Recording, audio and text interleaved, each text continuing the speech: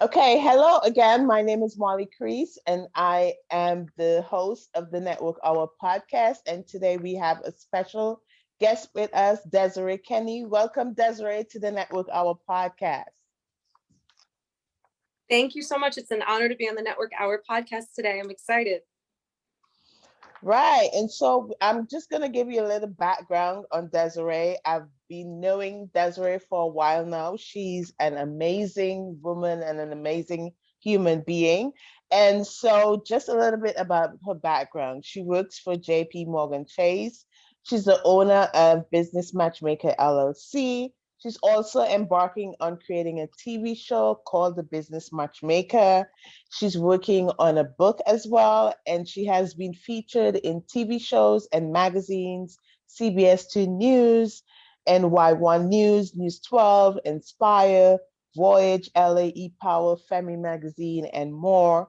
She is also a singer, songwriter, and entertainer, and she also worked with multiple different organizations volunteering. She's also worked with my very own organization, Dear to My Heart, National Black MBA Leaders of Tomorrow program, and we will get more into that. Notice a quote on her signature by Michelle Obama that says, "There is no limit to what we as women can achieve." And so it's only fitting that I have today for the topic of our podcast, there is no limit to your growth. Trust the process. And I'm telling you, Desiree can talk a lot about this topic, and we are going to get into it today. So I just want to say again, welcome, Desiree. It has been a rocky start to our podcast with all these technologies, but we are here and we are going to have some fun talking about this topic. So let me say welcome again. Thank you. Thank you, Molly. And as mentioned, I'm not sure the exact timing of the release of this podcast feature, but I will say we are at this present time about to approach Women's History Month. But as I mentioned, I want to reinforce women are celebrated 365 days a year. And we are so excited to have this theme today because I really, truly believe there is no limit to what we as women can achieve. And that doesn't just include other women who uplift and support us. It's also our male allies. So I want to hopefully through this message about growth and overcoming fear and obstacles, to encourage us all to come together to reach that new height and discover our why in this universe. And to remember that empowerment is not a reflection of lacking power. It is a reflection of finding that power that you already have within yourself and unleashing it. So I hope today on this journey together in this podcast that we can unlock that power within and learn how to use it. Yes, definitely. So my first question to you, since we mentioned your background and we're going to get a little bit more into it, let's talk about your background from way back childhood, and let's talk about what kind of a child you were growing up. Were you mischievous? Were you ambitious? What in your childhood now has led you to this point of being this amazing woman, just chasing and going after her dreams? Well, thank you. Thank you for the kind words. And definitely, I love the question because though I was born here in the US, my family wasn't, right? So I always say one of my biggest influences and the fundamental force in my world is my mother. My mom was born in Guyana. She comes from South America, and she really had a long journey and trajectory to get here to the US. She came as a teenager with her 10 sisters. You heard that right, 10. And her parents, unfortunately, had passed away before she came to the US. So she had to rely on her sisterhood to survive and thrive in the US and to make her mark here and build a foundation. Family was very important for her. So she knew that was her objective. Very intelligent woman. So her career was as well. But she found herself, with that foundation, and then the foundation started to fall apart. She found herself to be a single woman taking care of 2 kids and still trying to get her career to where she wanted it to be. And I have to say that strength, the audacity, the courage, I think is what led me to where I am today. I mean, as a child, she always said, I never had to push you. I had this inherent, I don't know where it came from. I think really my brother, because he was this unbelievable, inspirational force. Don't know where he got it from either, but he was always a great student and well disciplined. And I was like, I want to be like him. You know, that annoying sibling. I want to be just like Yeah. him, you know? So I modeled myself after him. He was my king. He taught me how to tie my shoes. Shout out to my brother. Like, he was really that rock for me. And almost like another fatherly figure, but I was that super geek. I'd be like an A, why not an A plus? And I was very creative. So I wanted to find out, you know, how can I write? I always knew I was creative. How can I get involved? And it's like, oh, there's a school newspaper. There's all these opportunities to get involved. And I was always overly ambitious. Now, of course, there's finding that balance of being overly ambitious at 9 or 10 years old. So I was in cheerleading, I was in the Girl Scouts, you know, just finding ways. I always encourage with all the youth that I mentor, because I've mentored through Streetwise, I've mentored through Rutgers, my alma mater. I always say finding your happy place and living a balanced life from any age is so crucial to your development.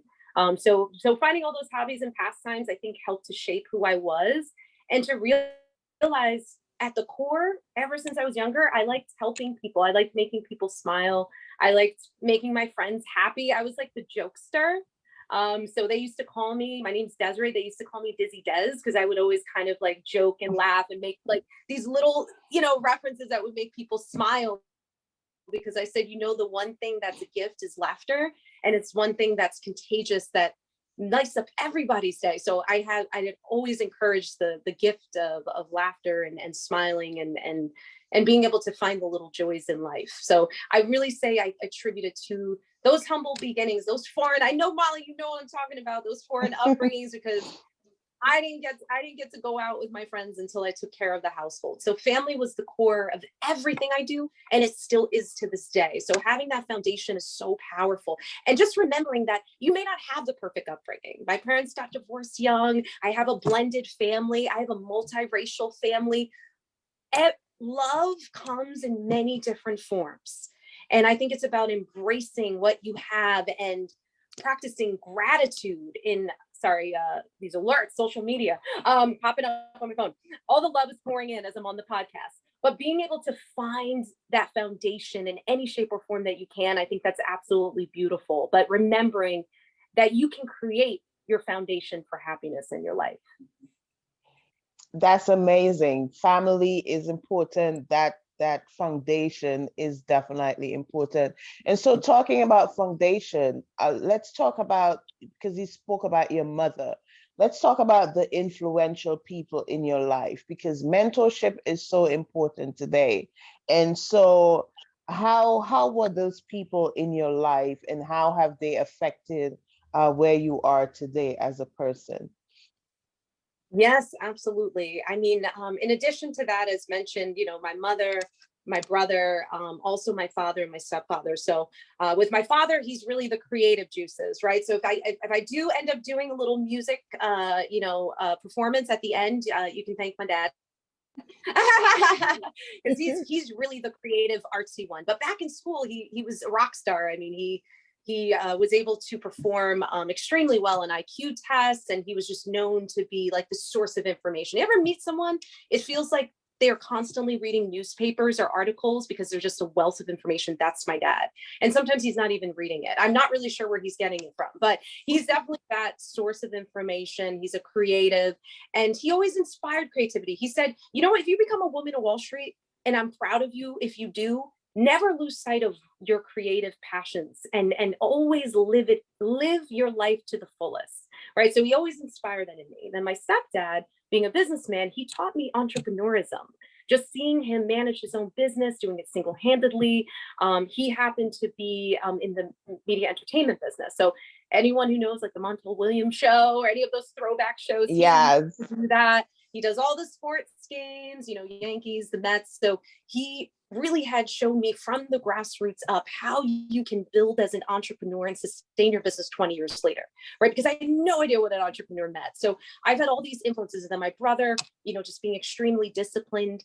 He's in a senior position at a consulting company right now. And he showed me the steps you have to take from an education perspective. He just got his MBA, you know, so I've had a lot of positive influences. but I've had a lot of influences for people who were not family. Kappa Mowbray, the author of the 10 Ks of Personal Branding. I encourage everyone to pick up that book. It's on Amazon. It's a bestseller.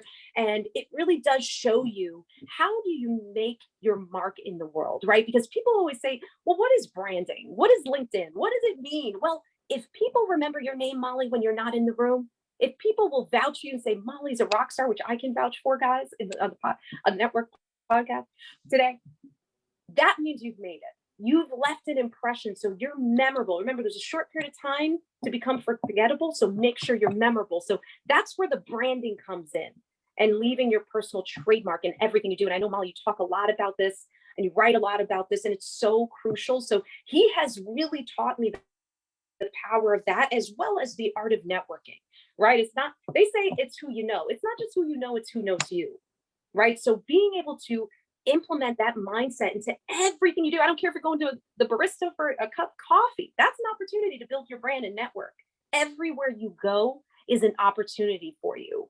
And you just have to navigate, pivot, adapt to the situation, and shift your mindset accordingly. Because these things aren't going to be handed to you. People are like, how'd you figure out all of this? I'm like, because I utilize the resources around me, right? Mentorship, sponsors, people who can get you into doors that you didn't even know you could get into, but they're going to sit at that boardroom table and say, hire Molly. She's the one. She will add value to my team.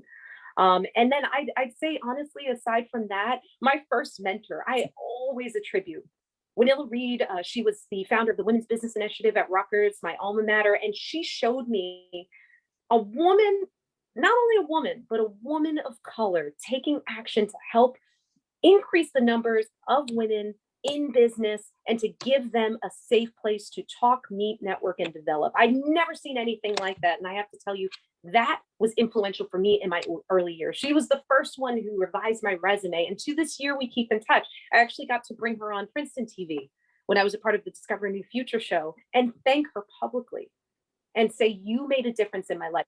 One thing that I like to emphasize is that mentors and sponsors aren't short-term, they're long-term. It's about deepening and developing that relationship for life. The mentees, the girls that I mentor, the young guys that I mentor, I'm still a part of their life. And I think it's about creating this lifelong legacy together and to help each other. And I think the last thing I want to say when it comes to mentorship and sponsorship, don't just think about how they can help you.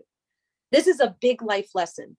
Don't just think about how they can help you. Think about how you can help them. When you are giving rather than focusing on receiving, the universe will speak to you. Yes, definitely. Let's talk a little bit more about your journey and your growth, because people, I always say this to people, you see the success and you see the glam and the glitz, but you don't know what happened or what that person went through to get to where they are. So Yeah. I know even before that success, there are a lot of challenges, there are a lot of obstacles, personally and professionally. Speak to those challenges and those obstacles. Absolutely. I mean, I'll give you the biggest one. Imposter syndrome. Am I good enough? Will they choose me? Why am I better than this other person? What value do I have to bring? Am I smart enough? Am I strong enough? Am I tall enough? Am I wise enough? I could say all the enoughs to the point it would take up another podcast show.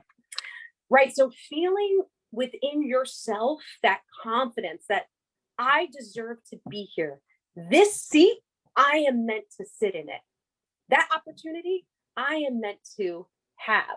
Right. So you have to have that inner confidence. And I know it's hard to build, and I get that. But you got to speak it into the universe, because when you start speaking that to the universe and you keep saying it, guess what?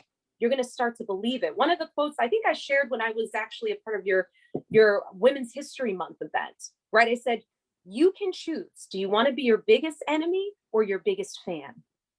Right? It's just like when I talk about the door of obstacles and opportunity. Which door are you taking? Right? Because you are your biggest critic, right? So we talked, remember, Molly, we talked about managing your inner critic and finding that voice within that says, I am enough. I am enough. I actually have this wonderful woman in my network who has an entire business around that slogan, I am enough. So if you start feeling it, you start speaking that truth that I know that I'm capable and I am worthy, other people will. But if you go into the room and your shoulders are down and your head is down and you're like, hi, and you're speaking like a mouse and you're not commanding that room, why would you expect people to want to believe what you're saying? Why would somebody invest in you? Right. So I had to overcome the imposter syndrome. I had to manage my inner critic. I still struggle with it because I happen to surround myself. You know how they say surround yourself with people who are smarter and better and more capable? That inspires me. So while I have people like, thank you for all these kind words, saying, wow, you're on TV, you're launching your own TV show, you're in magazines, you're doing features, all these exciting things that are happening. I was just in my first movie last year. I had a lot of exciting things and blessings. I look at people who are doing more because that inspires me. I'm like, well, if they're doing that, I can do it and we can uplift each other. And it's like this spiral effect of positivity. I'm like, oh gosh, that makes me hungrier. I'm hungry. I want more, but the core of it all is that I want more so I can do more. Yeah. Right. So that was, I had to figure out. So not only did I have to find the confidence within, I had to declare my vision boldly, share it with myself and with the world. So I'm intentional with my life. Right. So being intentional in everything you do is so key and so vital. It doesn't matter if it's big or small. We talk about celebrating your little wins, but being intentional with it too is very, very key. So I say the first thing is finding the confidence in yourself, overcoming that imposter syndrome, managing that inner critic, creating a vision for what you're doing, right? You don't want to just be busy. You want to be productive and take intentional steps with everything that you're doing in your life. And that's what I did. And that's what I'm doing. And I think everyone has that ability and power to do that. But it starts with you internally, not the external universe around you. Yeah, but how do you do that though? Because life can be so cruel, and your personal sometimes affects your professional. Life would hit you smack in the face, and you wouldn't know what hit you, and then you're in that state of depression, or in that state of not wanting to do anything because of what has happened to you personally, and you're like, I don't think anybody understands what I'm going through at this point. How do you revive yourself? How do you get up from that point and get up and walk and say, okay, I can go another day? Because there are a lot of people that are going through those challenges and those personal issues that if you can't function personally, you're not going to be able to function in your professional life. Right. And that's a great question. And by no shape or form am I saying this is easy. In 2020, I experienced the biggest loss of my life, the loss of my significant other, right before the pandemic. So it was experiencing the loss of a loved one, then going through a time that no one expected, the pandemic, then experiencing two more losses over the course of 2020 to 2021.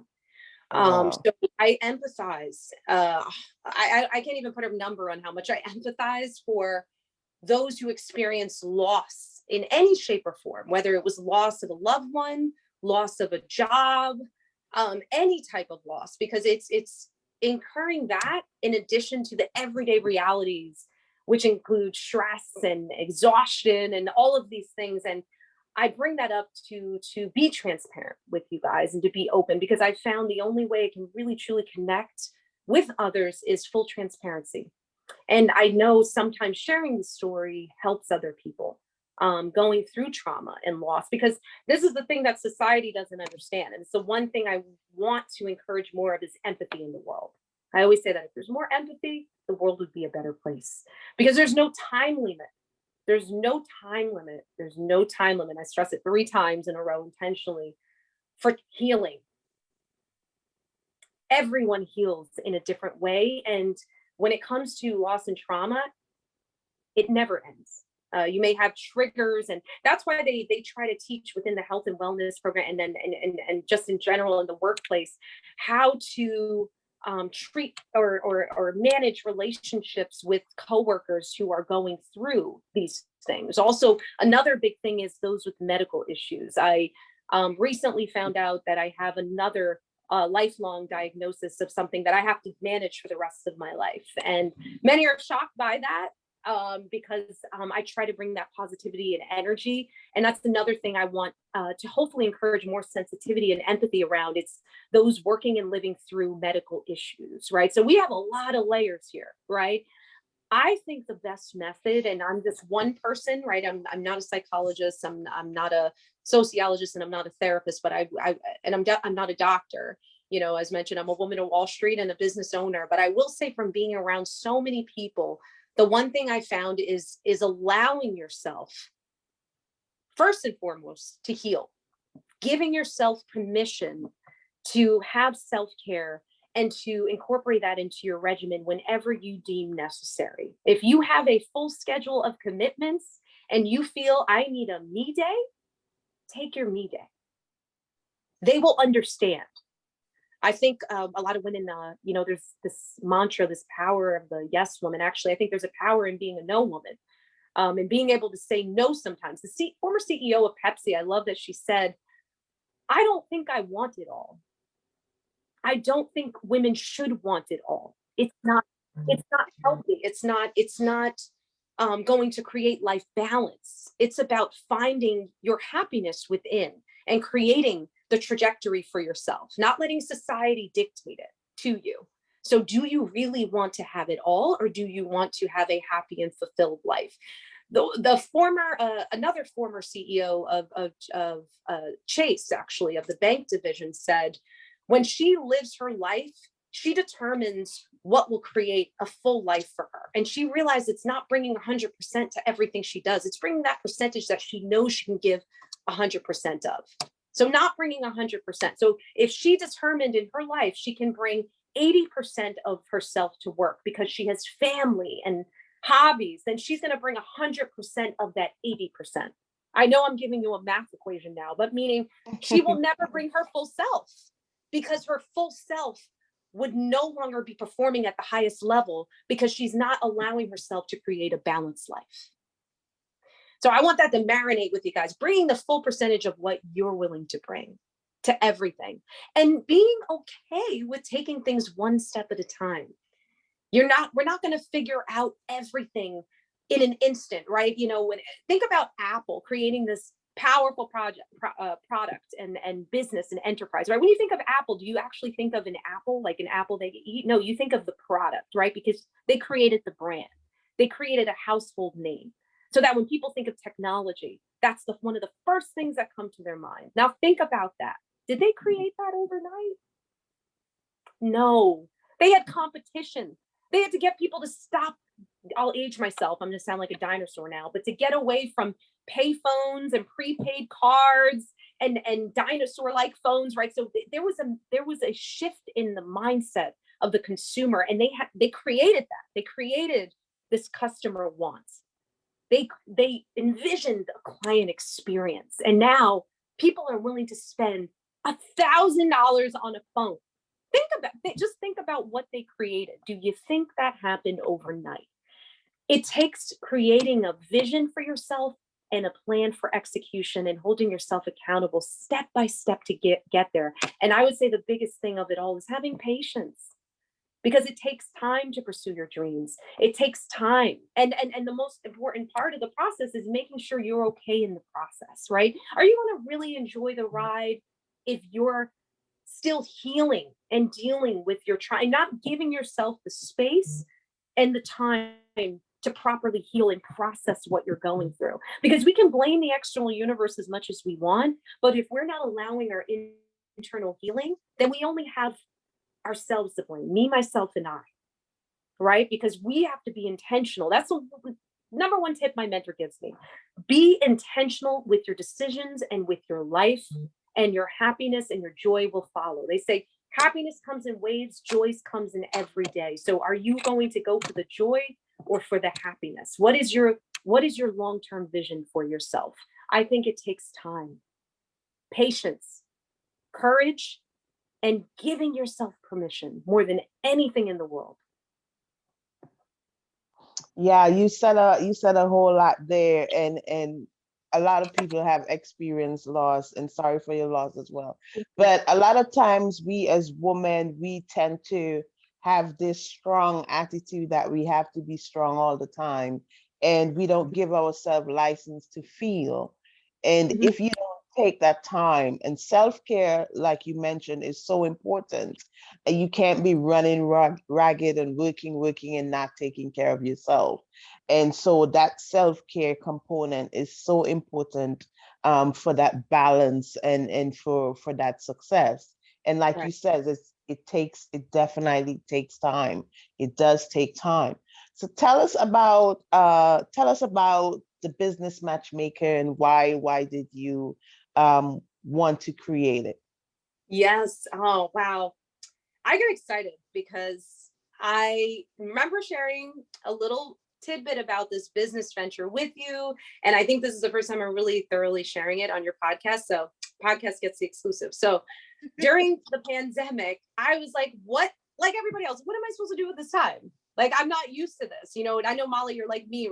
We're women on the move, we're hustle and bustle. And we're just like, what do I do with this time? So we had to really change the narrative of where we were in this world and what is our purpose all over again. It felt like, I think a lot of us felt like we were reimagining ourselves in Yeah. 2020.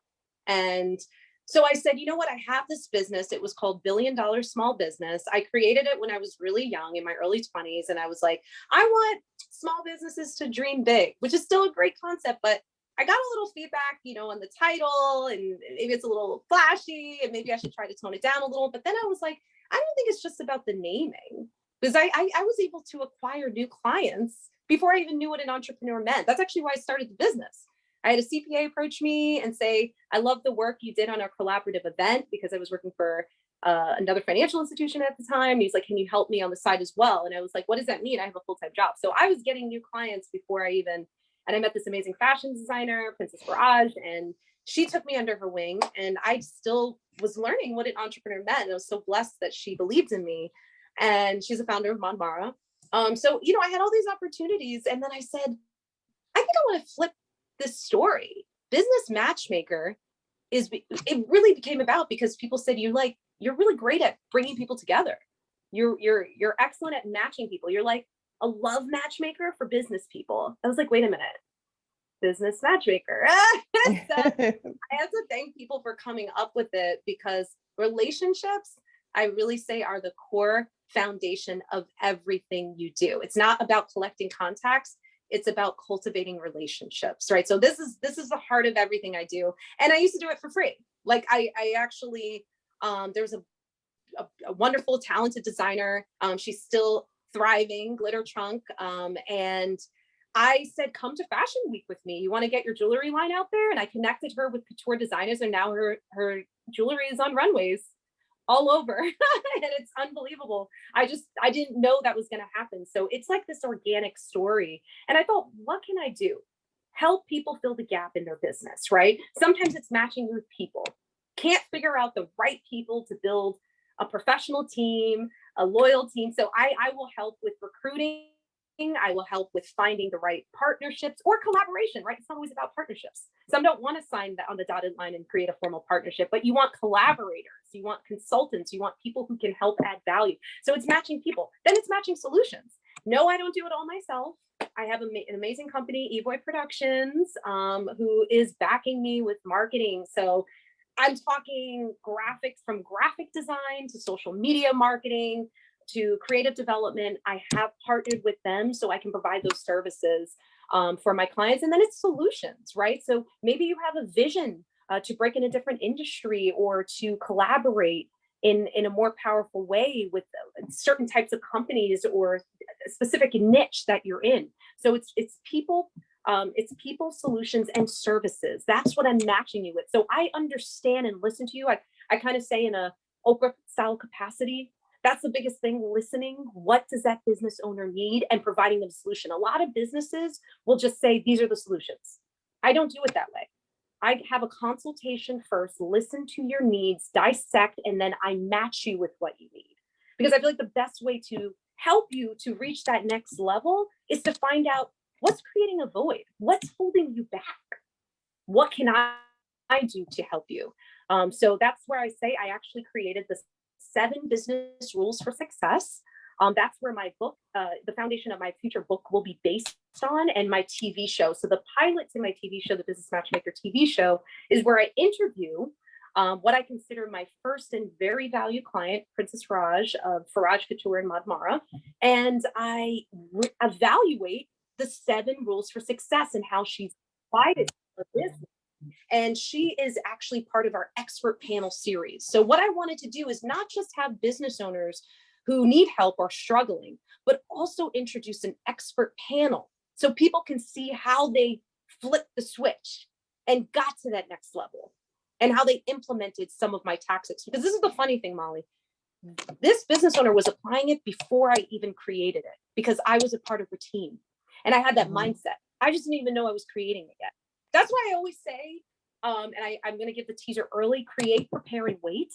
I learned this from a fellow entrepreneur, create, prepare, and wait. You don't know when that may be released to the universe, but get ready, write it down, write down everything, document everything, because 10 years ago, I never would have thought this would have turned into a book and a TV show. So you never know what idea you create, how it can turn into something bigger and help more people and help you grow as an entrepreneur. So stay ready in the driver's seat, because you just never know. It's unbelievable. So I'm excited to share with you. I can't share the teaser yet. That's going to be in the part 2 of the Network Hour podcast, because I'm actually going to be airing it. It's going to be aired on national TV. I can't reveal yet, and then I will be able to share it publicly with you guys. That's amazing. Sounds amazing. Business Matchmaker. Yes. There's definitely a lot of people out there that would definitely need that kind of help. And I think that's amazing what you're doing, and can't wait to see the TV show and the growth of the book. Let's dive into your volunteering opportunities, because not only do you do your business, but you also focus on also helping people, mentorship and all of that stuff. I know you work with Rutgers, and you've worked with me on the National Black MBA and the LOT program. So tell me how giving of your time to those ventures, how is that important to you, and why is it important? Yes, and I want to thank you, Molly, because you are an unbelievable, talented leader, and you're so selfless. That was one of the things I always loved when I met you, and I learned about the National Black MBA and Leaders of Tomorrow, and you gave me opportunities to speak and mentor and bring them into my company for a exclusive event, and I think it's really, really powerful, the work you do. So thank you. And yeah, I think honestly, I don't know, there's just no greater feeling of satisfaction than when you can add value to someone's life. And most recently, this success story was my beautiful mentee, Saraswati. She was born and raised in Nepal, so she's not from the country. And, she was among the first to graduate from college, and she had this goal to land her dream job in financial services. So I mentored her, and I tell her she earned it on her own. I tell her that, look, I was here to encourage you and to boost your confidence, because one thing that's a challenge, and we see it a lot in the business world, and I'm glad they're creating platforms for it, is if English is not your first language and you weren't born here and you're first generation, there's just a lot of hurdles and boundaries, and to be able to have support system is so powerful. And to encourage her to get on stage in front of everyone to speak at our sessions, I can tell you her transformation was very emotional. I knew she had it in her, and to see her commanding it and landing her dream job, she ended up landing her dream job at JP Morgan. She actually starts in the summer full time, and she's just over the moon excited. And I believe it's possible. I believe it's possible for every single one of every individual to achieve what she did, and all the hurdles and boundaries that she overcame. It's just having someone who believes in you, and having the courage in yourself to believe it's possible. So from those programs, Alpha is huge in my career. I served as director of marketing Alpha's the Association of Latino Professionals for America, but it's like the melting pot.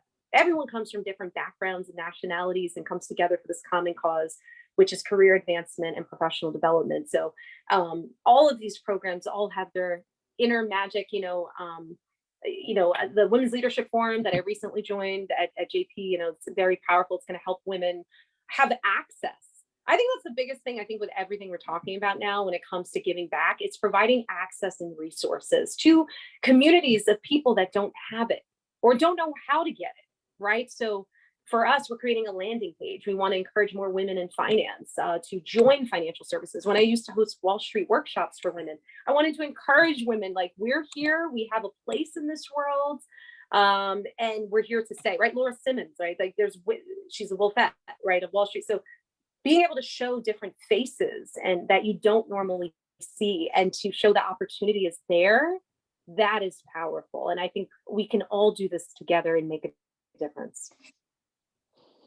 Yeah, volunteering, I can tell you, is definitely amazing, because the impact that you have and being able to leave that legacy on the world is such an important role. Last but not least, let's talk about your singing career, singer, songwriter, entertainer. Tell us about that. Oh man, yes. Oh man, maybe I should sing a little something. No, maybe. Yeah, so, and it's funny, I was a closeted musician, very shy. I joke here, I'll age myself again. I can't believe I keep doing this, but I used to take my mom's Mariah Carey cassette tapes and rock out in the basement when I was like 9 or 10 years old. And no one heard me except for maybe like my mom and my brother. And it was like my escape from everything in the world, and to be able to have like my little happy place. And soon enough, it kind of leaked that I can sing, and my own family, extended family, was like, how come I never knew you were into the arts? How come I never knew you could sing? My other outlet was writing. So I started writing poetry, and then the poetry flipped into songwriting.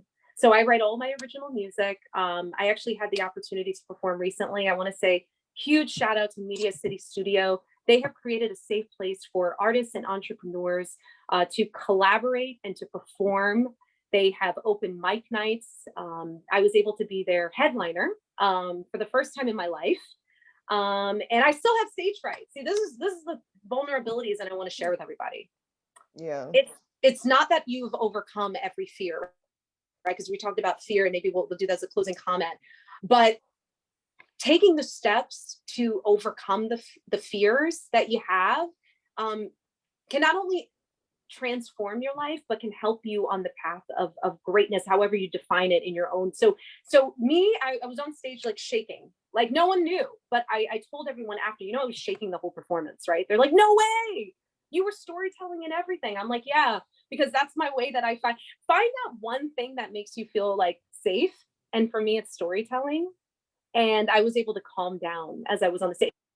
This happens to major celebrities. Trust me, like, they admitted. JoJo recently mentioned it. She has extreme stage fright. So I just want you guys to know, as I'm pursuing the passions of my dreams, and as you are pursuing your passions and dreams, it's okay that you still. I say, if you're not nervous, then you aren't that excited. But yes, I actually launched my my new single called Farewell, and the farewell song was about letting go and letting courage come in instead.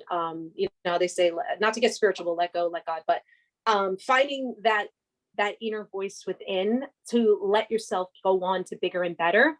But very, very importantly, same theme as before, letting yourself process the pain, letting yourself heal, letting yourself overcome. And my mantra, protect your energy, from 2022 onward throughout everything you do. And I actually said this before I performed the song. You can find the song on iTunes. My artist's name is Desire. Just drop one of the E's of my name. And I am working on a music video. I'm working on a few new singles. And I'm very excited because now I have some collaborative efforts that are in place with some other beautiful, talented artists, such as Brendan Mieles. I hope I'm pronouncing his name right. He's extremely talented. So there's a lot of great things that are happening creatively. And so I will give a little thank you to you as we conclude. Didn't even warm up, but I'm going to do it anyway. It's not actually my song, it's Ashanti, but I really love the theme and I love the song, so I'm going to do it anyway, just really, really quick. Is I that love okay? Ashanti. I love Yes. Ashanti. Go ahead. Okay. I just want to say that I'm thankful for having you in my life. I want to say thank you. I want to say thank you for being in my life. I don't know what I would do if I didn't have you in my life. I want to say thank you. I appreciate you. Thank you for having me tonight. I paraphrase at the end. So thank you so Thank much. you. That was amazing. Before It's such an honor.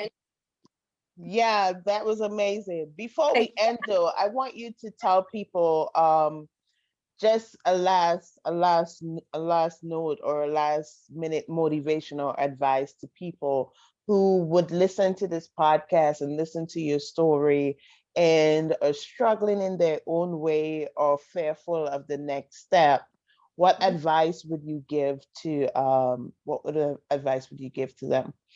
Absolutely. Well, I have to drop them with my quote because it's so powerful, and it's not mine. Once again, this is Jay Dancy. See, I always give credit though, but I do have some of my own quotes. But when it comes to branding, what I'm going to do? I'm going to tell them your smile is your logo. Your personality is your business card.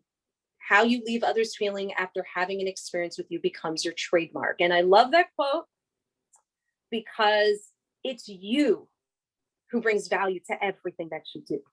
And I want you to remember your gift that you have for the world. And everyone has something unique and powerful to bring to every conversation and every opportunity. It's finding the willpower, the strength, the courage, and the confidence to give it to the world. And let them embrace how you are, imperfectly, perfect, beautifully you. I think you have to find that voice that says, I am good, I am enough, I am powerful, and I'm here to leave my mark on this world. Amazing. That's some great advice. How can people reach out to you, to get in contact with you, to connect with you, to work with you? Absolutely. So I have a few methods. Email. We're going to go with the old school email for now. I do have my domain, but I'm using Gmail as well. But you can go to thebusinessmatchmaker.org first. That's my primary website. You can see my services. You can see my reel of the opportunities that I've done, my collaborations, my clients, testimonials. Everything's there. Shout out to Bradley for making this beautiful website come together. Bradley of Shapex. And then email, Desiree the Business Matchmaker at gmail.com. That's my primary email for any business inquiries. If you want a complimentary consultation, like say on LinkedIn, or just understanding, a lot of people come to me about career development inquiries. So like, how do I conduct myself on a Zoom? I started getting to the new age inquiries. I can do that as well. And then if you follow my business page, so the_business_matchmaker on Instagram, it's the same on Facebook, but no underscore. That would be the best way to reach me. And I love hearing from you guys. I love LinkedIn. Send me a LinkedIn request, Desiree Kinney on LinkedIn. And I love LinkedIn requests with a little customized message. That makes me even happier. Well, thank you so much, Desiree. This has been amazing. I think we covered a lot. I think we went over 30 minutes, but that's okay. This has been amazing. Real music performance. Thank you. Thank you so much for stopping by the Network Hour podcast and talking to me today. It was a great conversation, and I know people would get a lot from this conversation. And so I thank you very much.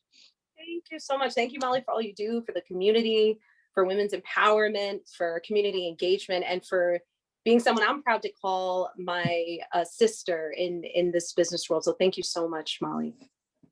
You're welcome. And thank you, everyone. This has been another episode of the Network Hour podcast. Until next time, stay tuned for more videos, more podcasts. Until next time, we hope that you enjoy the rest of your day. And I just want to say to you, live, love, and laugh. And that's the end. Thank you so much and talk to you soon. Bye, everyone. Bye.